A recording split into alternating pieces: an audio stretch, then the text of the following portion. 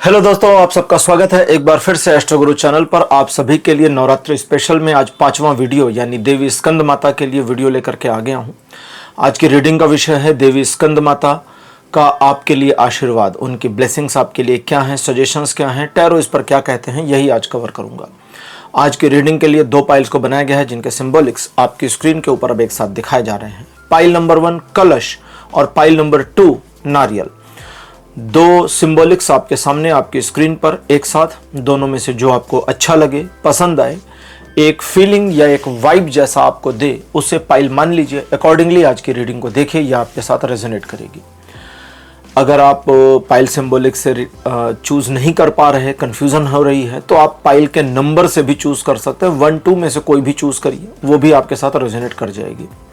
हर बार की तरह इस बार भी टाइम स्टैम्प्स को डिस्क्रिप्शन और कमेंट सेक्शन दोनों जगह पोस्ट किया गया है ताकि आपको सुविधा रहे अपनी पाइल की रीडिंग पर डायरेक्ट पहुंचने के लिए। टाइम स्टैम्प पर क्लिक करिए, वीडियो आगे चला जाएगा और आप डायरेक्ट अपनी पाइल की रीडिंग पर पहुंच जाएंगे। मुझसे आज जो लोग पहली बार जुड़े हैं उनका एस्ट्रो गुरु चैनल पर मैं बहुत बहुत स्वागत करता हूं। आप सभी इस चैनल को सब्सक्राइब जरूर करिए, बेल आइकन भी प्रेस करिए, क्योंकि जब आप बेल आइकन प्रेस करते हैं तो नए वीडियोस की नोटिफिकेशन आपके फोन पर आनी शुरू हो जाती हैं। और मेरे रेगुलर व्यूवर्स और सब्सक्राइबर्स, आपके सहयोग और प्यार के लिए बहुत बहुत आभार। आगे बढ़ने से पहले आपको बता दूं कि मैं एक प्रोफेशनल एस्ट्रोलॉजर, एक प्रोफेशनल टैरो रीडर भी हूं। तो आपकी स्क्रीन पर यह नंबर जो आ रहा है, इसके ऊपर आप संपर्क कर सकते हैं अगर आपको अपने लिए एक पर्सनल टैरो रीडिंग सेशन चाहिए या अपनी कुंडली मुझे दिखाना चाहते हैं। ये व्हाट्सएप नंबर है, तो इस पर कॉल नहीं करना है, इस पर मैसेज करिए। मैसेज के थ्रू सारी इन्फॉर्मेशन मेरी टीम मेंबर आपको प्रोवाइड करेगी और आपकी हेल्प करेगी मेरे साथ आपके सेशन को बुक करने में। तो चलिए आज की रीडिंग को शुरू करते हैं और आपकी पाइल में मिलते हैं।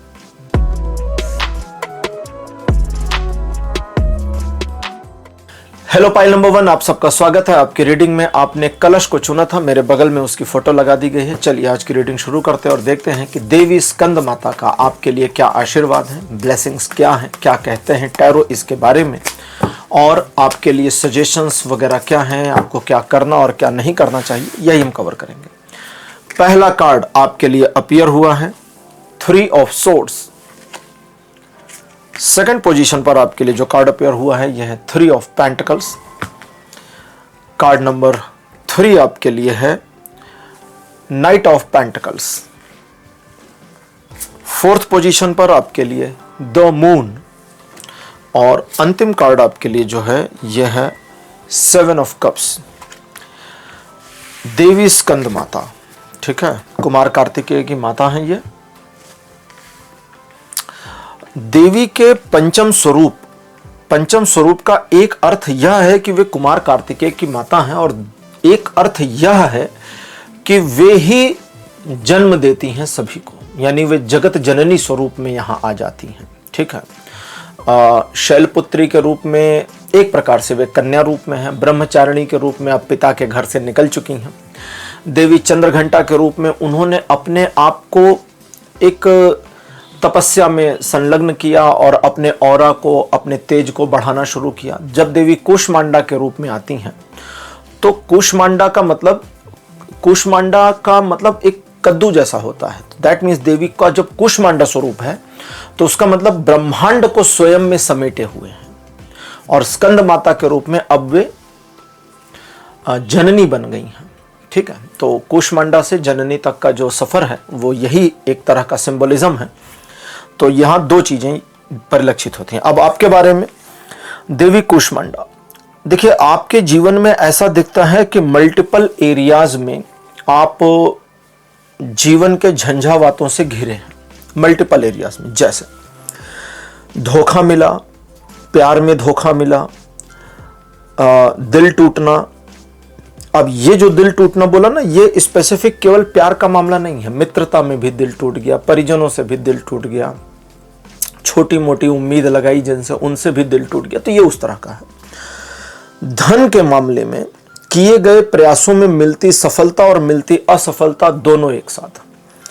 आप जितना कोशिश किए चीजें उतनी चली, और जहां पर आपने थोड़ा सा विश्राम करना चाहा वहीं से चीजें नीचे आ गई। वर्तमान में आप कह सकते हैं कि हम बहुत पॉजिटिव हैं, आप कह सकते हैं कि हाँ हम बहुत पॉजिटिव हैं, हम और निगेटिव नहीं होते। लेकिन मेरी रीडिंग कहती है कि जितने पॉजिटिव हैं उतने निगेटिव हैं, और ये दोनों एक साथ हैं। आप ये भी कह सकते हैं कि ठीक है, बीच में कुछ हिस्से हमारे होते हैं, ऐसे कुछ समय ऐसे होते हैं जब हम निराश नेगेटिव हो जाते हैं, लेकिन फिर हम अपने को पॉजिटिव कर लेते हैं।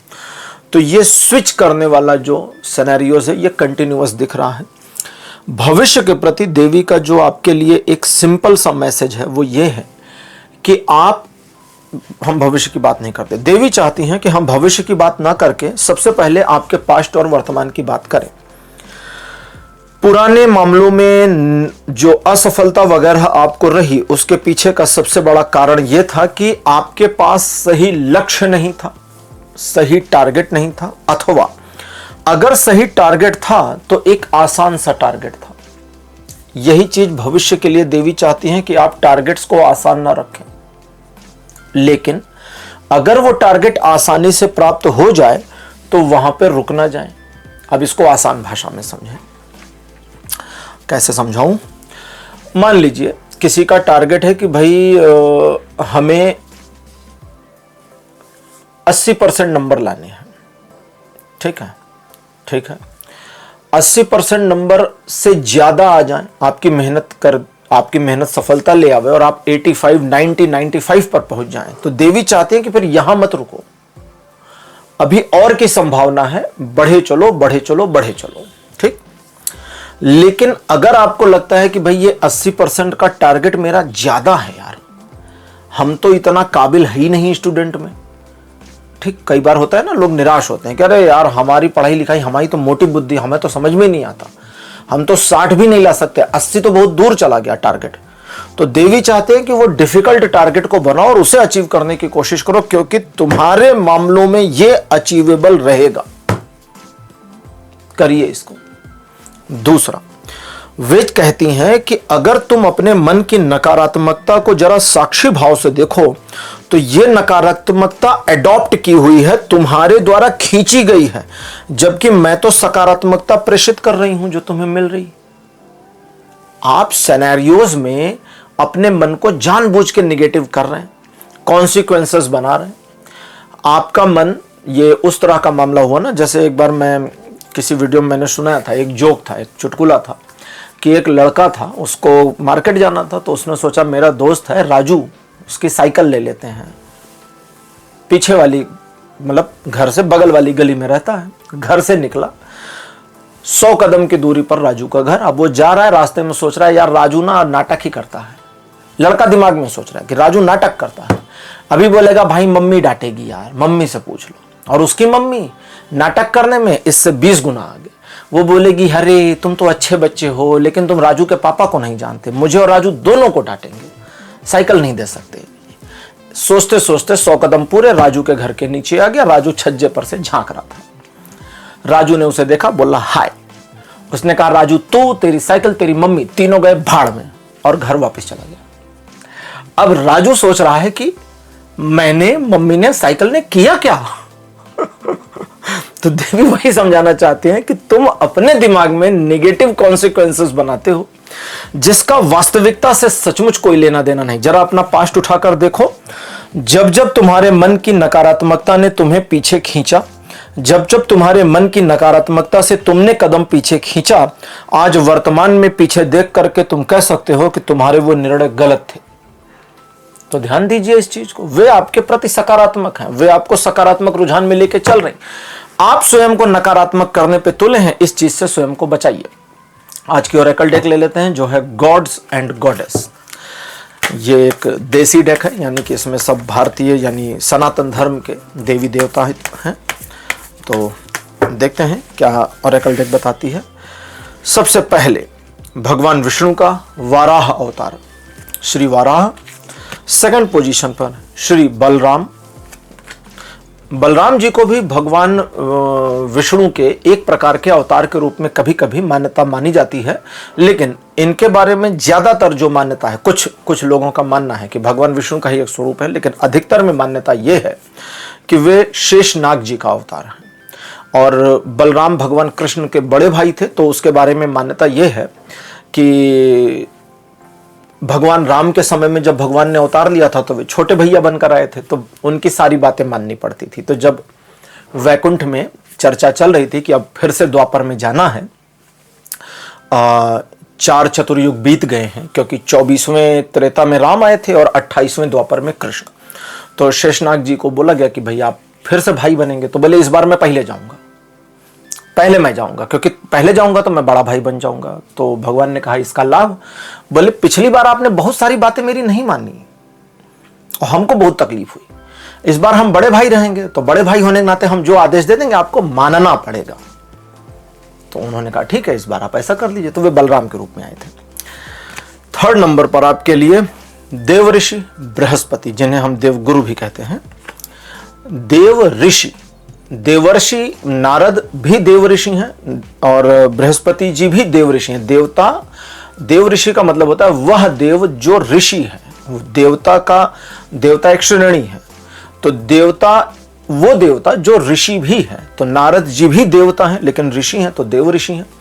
बृहस्पति जी भी देवता हैं लेकिन वे देव ऋषि हैं, लेकिन वे देवताओं के गुरु भी हैं। ठीक है। 4th नंबर पर आपके लिए महादेव शिव और लास्ट कार्ड आपके लिए श्री जगन्नाथ। जगन्नाथ का अर्थ होता है जो जगत के नाथ हैं।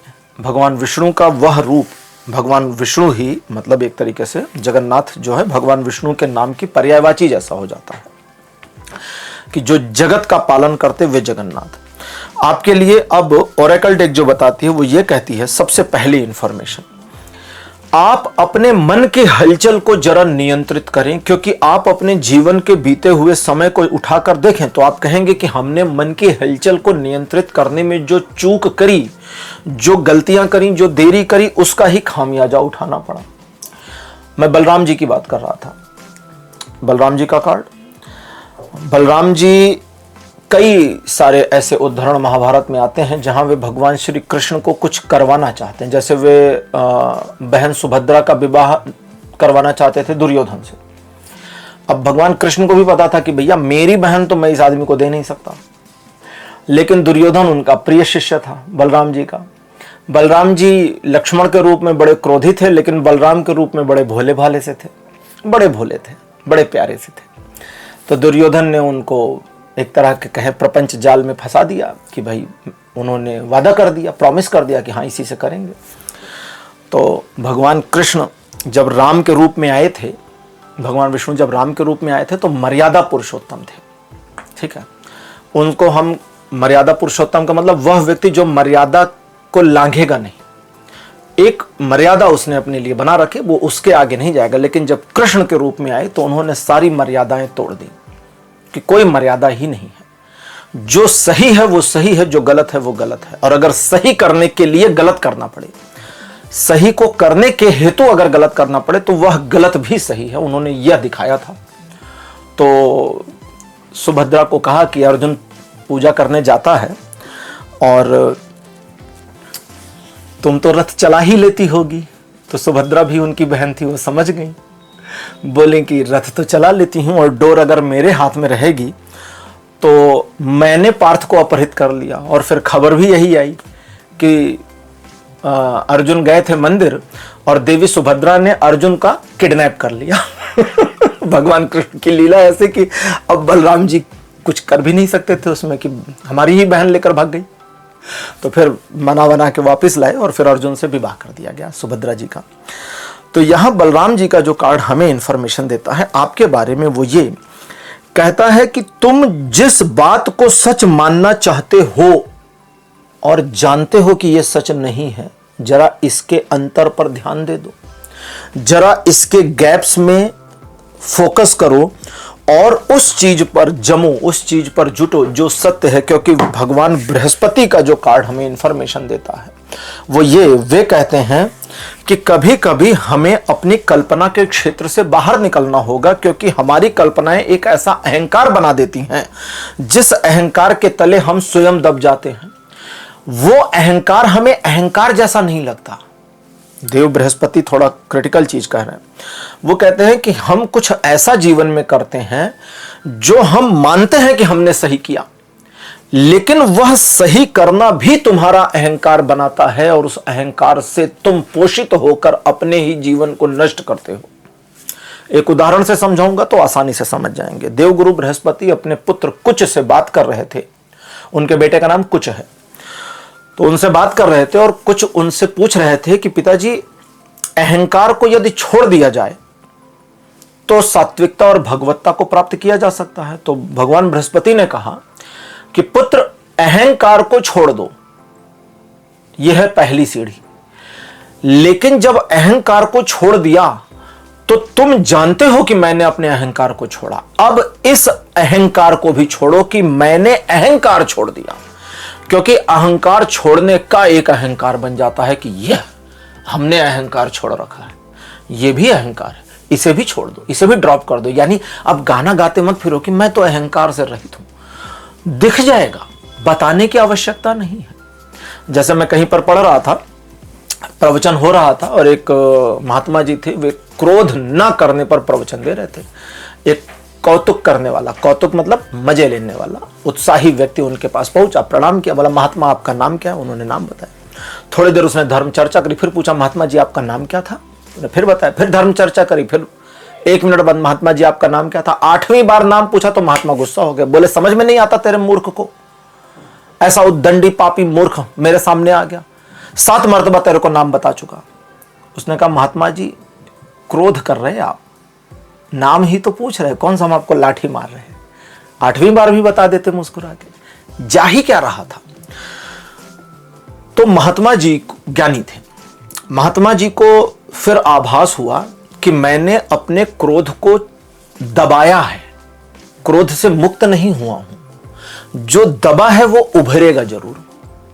जैसे कभी कभी होता है, मैं किसी का नाम नहीं ले रहा, मैं किसी पर आरोप नहीं लगा रहा, सुना है कि कुछ ऐसे ब्रह्मचारी होते हैं जो स्त्री को नहीं देखते, स्त्री उनके जिस चबूतरे पर वे बैठे हैं उस चबूतरे पर स्त्री बैठ नहीं सकती।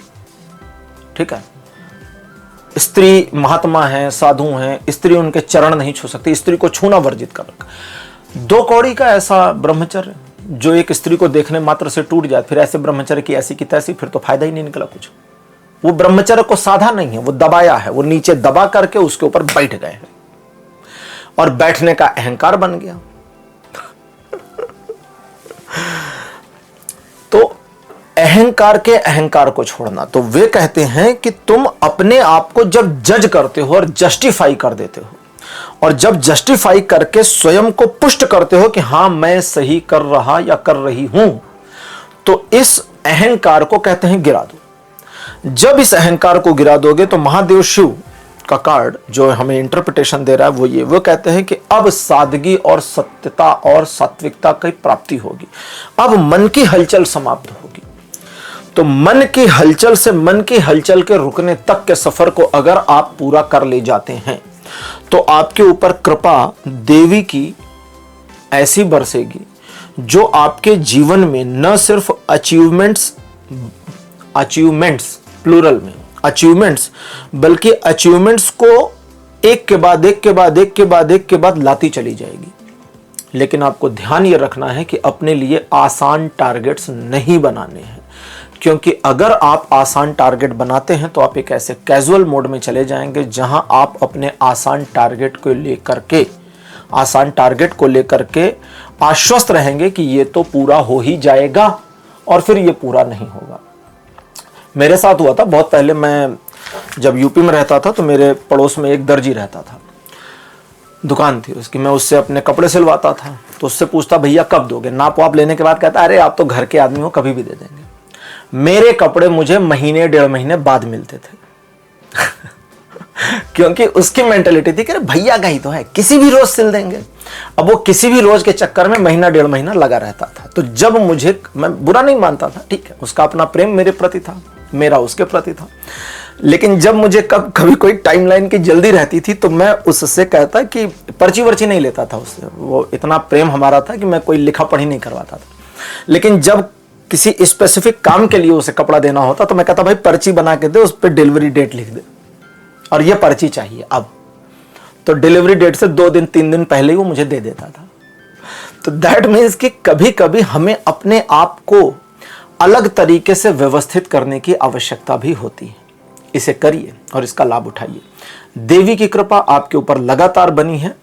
एक से अधिक अपॉर्चुनिटीज, एक से अधिक सफलताएं मिलने की संभावना के बारे में जो इंफॉर्मेशन आई उसका यही तात्पर्य है। पाइल नंबर 1 आपकी रीडिंग कंप्लीट है।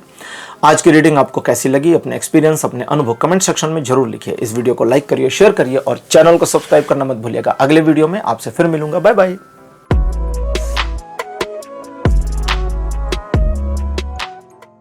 हेलो पाइल नंबर 2, आप सबका स्वागत है। आपकी रीडिंग में आपने नारियल को चुना था। मेरे बगल में नारियल की फोटो लगा दी गई है। चलिए शुरू करते हैं आज की रीडिंग और देखते हैं कि देवी स्कंद माता का आपके लिए क्या आशीर्वाद है, ब्लेसिंग्स क्या हैं और उनकी ओर से आपके जीवन के प्रति क्या संदेश है। पहला कार्ड आपके लिए appear 3 of cups. Second position में आपके लिए है द हेरमिट। कार्ड नंबर 3 आपके लिए है page of cups. Fourth position पर आपके लिए एस ऑफ पेंटिकल्स और अंतिम कार्ड आपके लिए अपीयर है नाइट ऑफ कप्स। कभी कभी आपने सुना होगा कि कुछ लोग कहते हैं कि यार हमने जो है ज़रूरत से ज़्यादा लाइफ को एंजॉय करने के चक्कर में एक प्रीशियस मोमेंट खो दिया। अब आप कहेंगे ये तो हम पे लागू होता है, रीडिंग भी यही बता रही है कि ज़रूरत से ज़्यादा एंजॉय करने के चक्कर में एक से अधिक हम मिनिमम ले रहे हैं, हालांकि है तो काफ़ी, एक से अधिक प्रीशियस मोमेंट्स को खो दिया। न सिर्फ उन मोमेंट्स को खो दिया, उनको खो देने का दुख भी लंबे समय तक चलाते रहे, लंबे समय तक स्वयं को परेशान किया। एक ऐसी सिचुएशन अपने जीवन में प्राप्त करने की महत्वाकांक्षा आपके पास्ट में, आपके भूतकाल में रही, जिसके बारे में आपको ही क्लियर पता था कि ये हो नहीं सकता, क्योंकि इसके निमित्त मैंने कभी कोई काम नहीं किया, कभी कुछ किया ही नहीं। एक हमारा ऐसा विश है, टारगेट नहीं कहूंगा, विश, चाहत, ख्वाहिश, जिस ख्वाहिश को पूरा करने के लिए हमने कोई काम ही नहीं किया। सिचुएशन तो यही बताती है। अब उस मामले में हम ये नहीं कहेंगे, रीडिंग भी मेरी नहीं कहती कि कोई असफलता है, क्योंकि सफलता मिलने की तो कोई चांस, पॉसिबिलिटी थी नहीं, और सफलता ना मिली ऐसा नहीं दिखता, क्योंकि मामला सफलता असफलता का नहीं था। मामला यह था कि आपने शुरू नहीं किया। आप अभी भी वही इंसान हैं, आपके अंदर वो जॉलीनेस, वो बचपना, वो बचपन का खुमार अभी भी है। रीडिंग कहती इससे प्रॉब्लम नहीं है, लेकिन आपके मन में जो एक दिखावा करने की प्रवृत्ति है वो प्रॉब्लम क्रिएट करती है, नंबर 1। नंबर 2, आप अपने आप के साथ डिस्कशन करने के बजाय दुनिया में सबसे डिस्कस करते हो। स्वामी विवेकानंद ने एक बार कहा था कि अगर आप रोज डेली थोड़ा समय स्वयं के साथ बातचीत नहीं कर रहे, तो आपने दुनिया में अपने लिए, आपने अपने हेतु दुनिया में सबसे बुद्धिमान इंसान के साथ बातचीत करने का अवसर खो दिया। क्योंकि हर इंसान को लगता है कि मैं बहुत बुद्धिमान हूं, सबको लगता है, ऐसा कुछ नहीं है कि, ठीक है। जिन लोगों को ये पता होता है कि हमारे पास बुद्धि कम है, उनको भी लगता है हम बहुत बुद्धिमान हैं। कभी ध्यान दीजिएगा, बेवकूफों को ये ज्यादा ही लगता है। मतलब जिसको बोलचाल की भाषा में कहते हैं ना, कहते हैं ये भाई ये आदमी तो सर्टिफाइड पागल है। जैसे देश में एक पॉलिटिशियन है, सभी जानते हैं, नाम बताने की जरूरत नहीं, आप कहीं पर भी बोल दीजिए कि भाई देश में एक पॉलिटिशियन है, उसको लगता है उससे अक्लमंद कोई नहीं, लेकिन सबको मालूम है कि इससे बेवकूफ कोई नहीं। नाम मत बोलिए, पार्टी मत बोलिए, सबको पता है कौन है। इतना गजब का आदमी है और इतनी गजब की उसकी फेम हो गई है। अगर ये गलत है, चलो मान लेते हैं कि ये गलत है, वो बुद्धिमान सचमुच है, तो उसकी इमेज ऐसी बन गई है। भाई मैं तो कहता हूं उस आदमी को सोचना विचारना चाहिए। कभी कभी कुछ झूठ, आडंबर, झूठ तो बहुत बोलता है, आडंबर ही कर लो, लेकिन उसको झूठ और आडंबर करना भी नहीं आता। कि 4 पन्ने की स्क्रिप्ट को 10 दिन, 20 दिन, 25 दिन रट्टा मार ले और 4 पन्ने की स्पीच एक फ्लो में दे दे, ताकि YouTube पर एक बढ़िया प्रीशियस वीडियो उसकी स्पीच का आ जाए कि हाँ यार ये बंदा भी बुद्धिमान हो सकता है। नहीं है, आप खोज के देखिए। एक दिन मैं खोज रहा था, मुझे ऐसा लगा कि ऐसा थोड़ी कि पागल ही होगा, कोई बढ़िया सा होगा, तो मैंने उसका नाम डाला और डाला, वंडरफुल स्पीच नहीं मिला, इंटेलिजेंट स्पीच नहीं मिला, प्रीशियस स्पीच नहीं मिला, गुड स्पीच नहीं मिला। सुधांशु त्रिवेदी का नाम डालिए, 75 मिलेंगे। और भी ऐसे हैं, ठीक है। अभिषेक मनु सिंघवी एक जाने माने वकील हैं। राज्यसभा में एक स्पीच के दौरान वो आई के साथ शैल यूज करते हैं, ठीक है। आई के साथ विल यूज होता है, नहीं, आई के साथ नहीं था, यू के साथ शैल यूज करते हैं। आई के साथ तो शैल ही यूज होता है, यू के साथ विल यूज होता है। आई और वी के साथ शैल, बाकी के साथ विल। यू शैल कह दिया उन्होंने, वो मैं बहुत पहले की बात बता रहा हूं, तो मैं थोड़ा कंफ्यूज हुआ कि यार यू के साथ शैल कैसे है, ये तो ग्रामेटिकली गलत हो गया। लेकिन मैंने देखा कि यार सामने वाला आदमी अभिषेक मनु सिंघवी है, ये आदमी ग्रामेटिकल एरर नहीं करेगा, ये मेरा विश्वास था। मैंने उसे सर्च किया, मुझे ऑक्सफोर्ड की वेबसाइट पर मिला कि जब यू के साथ जोर देना हो, दम लगाना हो, एकदम हथौड़ा मारना हो, तब शैल यूज किया जा सकता है, तो वो था। अच्छा, इस चीज को छोड़ते हैं, फिर रीडिंग पे आते हैं, ठीक है। आपके जीवन में आप अगर अपना स्व साक्षात्कार शुरू कर दें, हफ्ते में, चलो डेली भी मत करो, हफ्ते में 1 दिन 2 दिन 10-15 मिनट अकेले बैठिए, फोन वोन हटा दीजिए, अपने साथ समय स्पेंड करिए। अगर उस समय स्पेंड करने में आपकी गिल्ट बनती है, आपको गलतियां याद आती हैं, चलने दीजिए, सब चलने दीजिए, लेकिन उस मोमेंट की अपने साथ हुई बातचीत किसी से शेयर मत करिए। थोड़े दिन में रिफाइन होने लगेगा, थोड़े दिन में आपका मन हल्का होने लगेगा, थोड़े दिन में आप सही पथ पर आ जाएंगे और थोड़े दिन में आपको समझ में आएगा कि यार अपने साथ बैठकर 10-15 मिनट बात करना मेरे जीवन के प्रीशियस मोमेंट्स हैं और उन प्रीशियस मोमेंट्स को डेली करना चाहिए। फिर आप डेली करिए, उसका लाभ यह मिलेगा कि आपका विजन क्लियर हो जाएगा, आइडियोलॉजी सही हो जाएगी, योजना पर काम करने का तरीका, नजरिया सब सही हो जाएगा। देवी कुष्मांडा आपके लिए कहती हैं कि तुम्हारे जीवन में एक से अधिक बार अवसरों को दिया गया, अपॉर्चुनिटीज को दिया गया और तुमने एक से अधिक बार अवसरों को खो दिया। अगले 1 महीने मिनिमम, 1 साल अधिकतम। अब यहां पर 2 चीजें हैं, अलग अलग आ गई ना। 1 महीने मिनिमम, पहले मिनिमम की बात करते हैं। जब आप इस रीडिंग को फर्स्ट टाइम देख रहे हैं, वहां से मिनिमम 1 महीने के अंदर आपके जीवन में एक नई अपॉर्चुनिटी आएगी, जिस अपॉर्चुनिटी पर अगर आपने काम किया, जिसकी संभावना थोड़ी कमजोर, तो आप आशातीत सफलता अर्जित करेंगे। दूसरी पॉसिबिलिटी, अगले 1 साल के अंदर आपके लिए 1 से अधिक अपॉर्चुनिटीज रुक रुक करके समय समय पर आती रहेंगी। जब जब ये अपॉर्चुनिटीज आएंगी, आपको शुरुआत में ही पता होगा कि इन अपॉर्चुनिटीज को लेकर, इन पर काम करके सफलता प्राप्त की जा सकती है। अगर मैं अपनी योजना पर बना रहा, अपने कर्म में लगा रहा, लगी रही, अगर मैंने स्वयं को पथ भ्रमित नहीं कर दिया, तो सफलता कहीं नहीं गई है। यह आपके लिए उनका आशीर्वाद स्वरूप एक गिफ्ट है, इसे समझिए और इसे एक्सेप्ट कर लीजिए। आज की ओरेकल डेक हमारी है गॉड्स एंड गॉडेस, और देखते हैं कि ये इंफॉर्मेशन क्या देते हैं। अग्निदेव पहला कार्ड, सेकंड आपके लिए है कामदेव, थर्ड नंबर पर आपके लिए श्री शेषनाग, जिनको हम अनंत भी कहते हैं, और फोर्थ नंबर पर आपके लिए धन्वंतरी। अंतिम आपके लिए है देवी सरस्वती।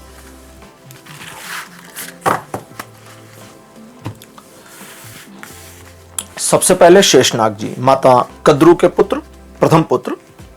माता कद्रू नाग माता हैं, ठीक है। हालांकि मनसा देवी को नाग माता के रूप में मान्यता प्राप्त है, लेकिन नागों की जो उत्पत्ति हुई वो हुई माता कद्रू से, ठीक है। और शेषनाग जी के भाई थे गरुण देव ठीक है।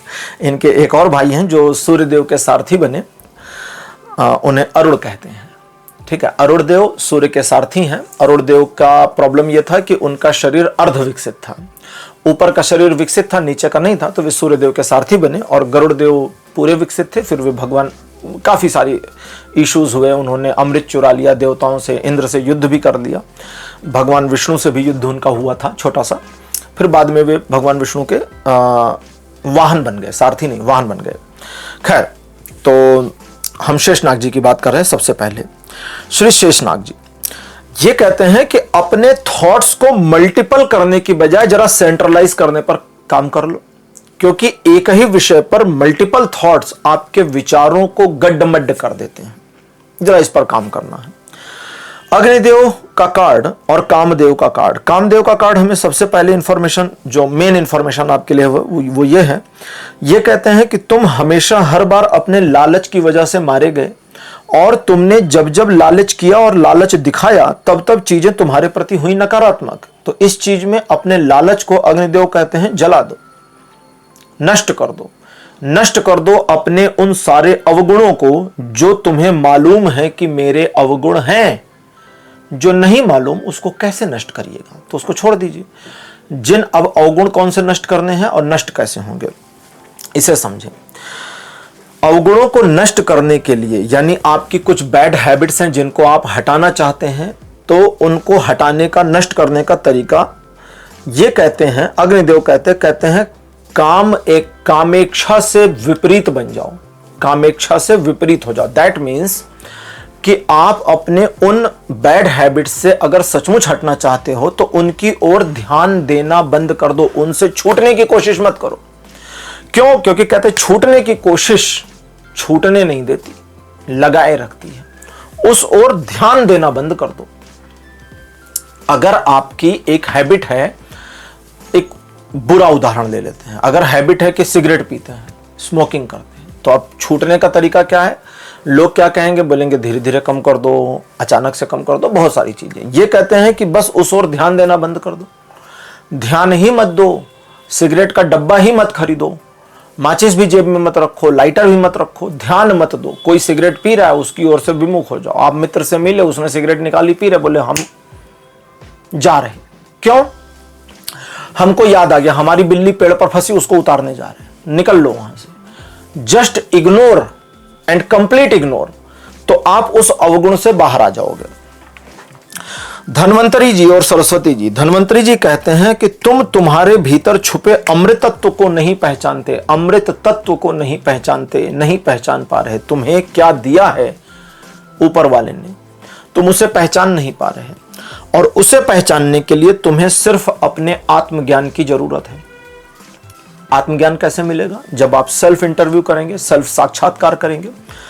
तो देवी कूष्मांडा आपके जीवन में नए अवसर लाने वाली हैं, नए अवसरों पर चलकर आपको सफलता भी मिलने वाली है। लेकिन आप अपना स्व साक्षात्कार करें तो आपके लिए अच्छा एक उपाय आपके लिए अतिरिक्त रूप में आया है, वो ये कि अगर आप इन चीजों को मैनेज नहीं कर पा रहे तो दो काम करना है। सबसे पहला, देवी कूष्मांडा का ध्यान करना है। ध्यान करने का तरीका सिंपल बता देता हूं। मोबाइल फोन में उनकी एक फोटो को डाउनलोड कर लीजिए, फोन को सामने रखिए, 2 मिनट प्रेम से देवी को निहारिए, देवी के स्वरूप को देखिए, आंखें बंद करिए और बंद आंखों से देवी के उसी स्वरूप को देखने की कोशिश करिए। दूसरा, अपने कर्म देवी को समर्पित करिए कि जो कर रहा हूं देवी के प्रेरणा से हुआ, जो करवाया जा रहा है वो उनकी प्रेरणा से ही करवाया जा रहा है। मैं करता नहीं हूं, मैं बस मीडियम हूं, माध्यम हूं, करवा देवी ही रही है और देवी मुझसे कोई गलत कार्य करवा नहीं सकती। ठीक, तो अगर कोई गलत कार्य, अनैतिक कार्य मैं कर रहा हूं तो जरूर वो मेरी अपनी इंटेंशन है, उनकी नहीं है। अगर कोई व्यक्ति कहे कि भाई सब काम ईश्वर हमसे करवा रहे हैं तो चोरी भी ईश्वर करवा रहे हैं, नहीं भाई, चोरी तुम अपने मन से कर रहे हैं, ईश्वर तुम्हें चोरी करने नहीं भेज रहे ना, लेकिन तुम उसे अपनी इंटेंशन से कर रहे हो और उसका ठीकरा उधर फोड़ रहे। क्योंकि जब तुम चोरी कर रहे हो, अब ध्यान दीजिएगा, तो तुम्हें पता है ना मैं चोरी कर रहा हूं, और अगर तुम्हें पता है मैं चोरी कर रहा हूं तो चोरी तो गलत शब्द है, ये भी पता है, चोरी करना भी गलत है, ये भी पता, ये तो पता है ना। तो पता होते हुए तुम गलत कैसे कर सकते हो? इसका मतलब तुम खुद कर रहे हो, इसको देवी नहीं करवा रहे, इसको ईश्वर नहीं करा रहा। तो यहां पर उन पर ब्लेम मत डालिए। आपकी रीडिंग कंप्लीट हो गई है। रीडिंग आपको कैसी लगी, अपने एक्सपीरियंस, अपने अनुभव कमेंट सेक्शन में जरूर लिखिए। इस वीडियो को लाइक करिए, शेयर करिए और चैनल को सब्सक्राइब करना मत भूलिएगा। अगले वीडियो में आपसे फिर मिलूंगा। Bye bye.